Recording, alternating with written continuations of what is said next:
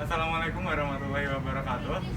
Kami dari kelompok permasalahan lahan yang beranggotakan saya sendiri, Ivan Budi Setiawan, Yalisna ini Putri Hermawati, Isna Fitriana, Basyarul Aziza, Vina Dahriar, Muhammad Cidan Caksono, akan menampilkan video dengan tema permasalahan lahan atau tanah. Di sini kami akan membahas mengenai permasalahan lingkungan lahan atau tanah. Contoh dari permasalahan lahan atau tanah yaitu adanya alih fungsi lahan. Alih fungsi lahan banyak terjadi, salah satunya di daerah Kabupaten Sukoharjo. Permasalahan lingkungan lahan atau tanah yaitu alih fungsi lahan yang banyak terjadi karena adanya alih fungsi lahan yang awalnya merupakan lahan pertanian, sekarang beralih menjadi lahan perumahan penduduk dan ruko pertokoan guna menunjang kegiatan perekonomian. Seiring dengan berkembangnya zaman, pertumbuhan penduduk juga akan terus mengalami peningkatan. Pertumbuhan penduduk akan diikuti dengan pemenuhan tempat tinggal atau pemukiman, sehingga akan memicu terjadinya alih fungsi lahan. Alih fungsi lahan atau lazimnya disebut sebagai konversi lahan didefinisikan sebagai perubahan fungsi sebagian atau seluruh kawasan lahan dari fungsinya semula atau seperti yang direncanakan menjadi fungsi lain yang membawa dampak negatif terhadap lingkungan dan potensi lahan itu sendiri. Dengan adanya peningkatan jumlah penduduk di Indonesia, maka diikuti penurunan luasan lahan pertanian yang diakibatkan proses konveksi lahan guna memenuhi keperluan pemukiman. Dampak negatif akibat alih fungsi lahan antara lain yang pertama, berkurangnya luas lahan sawah yang mengakibatkan turunnya produksi padi yang mengganggu tercapainya swasembada pangan. Yang kedua, berkurangnya luas sawah yang mengakibatkan bergesernya lapangan kerja dari sektor pertanian ke non-pertanian, di mana tenaga kerja lokal nantinya akan bersaing dengan pendatang.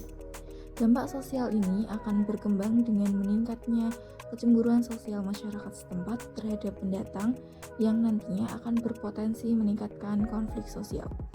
Yang ketiga, investasi pemerintah dalam pengadaan prasarana dan sarana pengairan menjadi tidak optimal.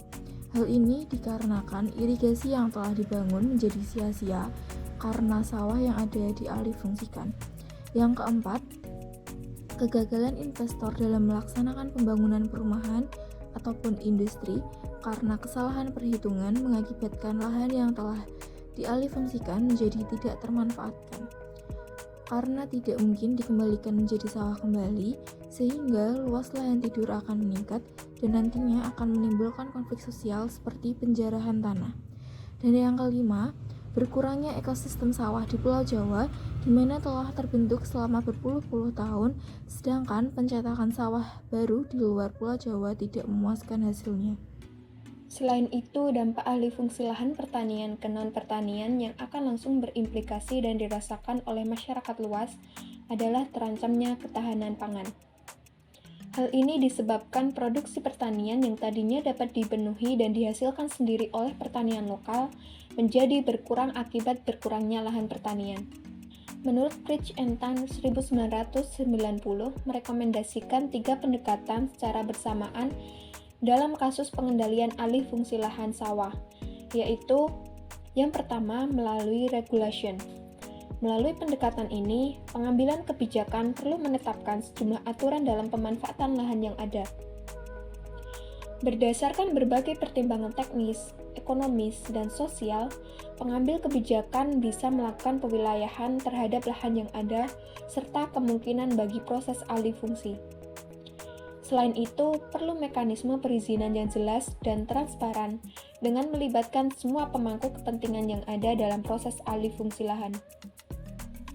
Dalam tantangan praktisnya, pola ini telah diterapkan pemerintah melalui penetapan rencana tata ruang wilayah dan pembentukan tim 9 di tingkat kabupaten dalam proses alih fungsi lahan. Akan tetapi, pelaksanaan di lapangan belum sepenuhnya konsisten menerapkan aturan yang ada. Yang kedua, acquisition and management. Melalui pendekatan ini, pihak terkait perlu menyempurnakan sistem dan aturan jual beli lahan serta penyempurnaan pola penguasaan lahan atau land tenure system yang ada. guna mendukung upaya ke arah mempertahankan keberadaan lahan pertanian. Yang ketiga, incentive and charge. Pemberian subsidi kepada para petani yang dapat meningkatkan kualitas lahan yang mereka miliki, serta penerapan pajak yang menarik bagi yang mempertahankan keberadaan lahan pertanian merupakan bentuk pendekatan lain yang disarankan dalam upaya pencegahan alih fungsi lahan pertanian. Selain itu, pengembangan prasarana yang lebih diarahkan untuk mendukung pengembangan kegiatan budidaya pertanian berikut usaha ikutannya. Jadi, adanya alih fungsi atau konversi lahan dipengaruhi oleh faktor eksternal antara lain ekonomi, sosial budaya, peningkatan jumlah penduduk, serta regulasi. Sedangkan faktor internal seperti lahan yang kurang produktif dan desakan ekonomi petani.